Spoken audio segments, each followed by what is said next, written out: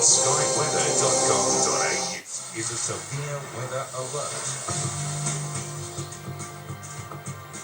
Bushfires are continuing to burn out of control in southeastern Australia, with Victoria the primary focus of the fire threat at the moment. Let's take a look at what's happening. So, yesterday we had maximum temperature of 35.5 degrees at Warragul, which is between the Bunyip and Budgeree fires that are burning out of control with emergency warnings at the moment.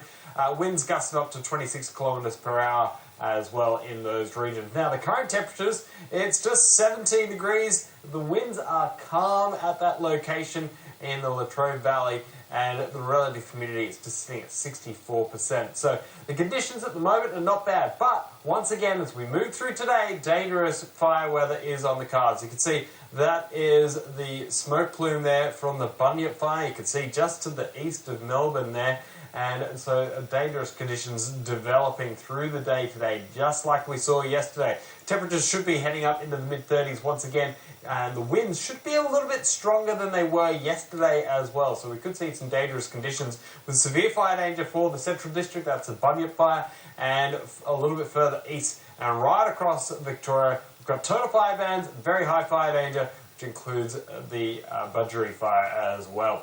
Now, in terms of the heat that we saw yesterday, well, it was pretty substantial. Many records broken across South Australia and in Tasmania and in parts of Victoria as well. But Hobart was probably the most substantial location, getting up to 39 degrees yesterday. It was the hottest March day on record, and the hottest day for any month in 6 years. So pretty substantial heat there. Melbourne 36, 40 degrees in Adelaide, and a fair bit of heat right up into Central Australia with the Alice again hitting to 39 degrees. Now today, we will be seeing a cool change slowly progressing further east, bring a few showers and thunderstorms with it, potentially for Tasmania and also for southern and central parts of Victoria as well. Those storms won't have much in the way of rainfall, but we could unfortunately have a reasonable amount of lightning strikes, which could spark some new fires. So it's definitely something that the fire authorities will be keeping a very close eye on through the day.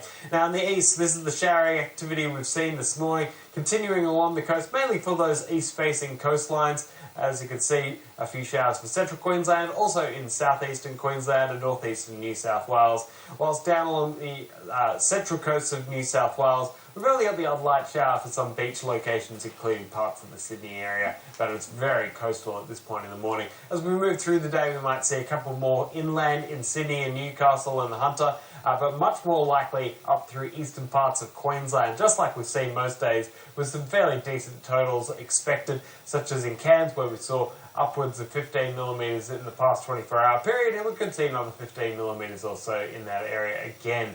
Now, in terms of the temperatures at the moment, it's been a very uncomfortable night in Melbourne. It's still 25.5 degrees, 24 in Adelaide and 18 in Hobart, so fairly cool weather there. It won't be as hot today in Hobart as it was yesterday, and up through the east, many areas are still at or above 20 degrees.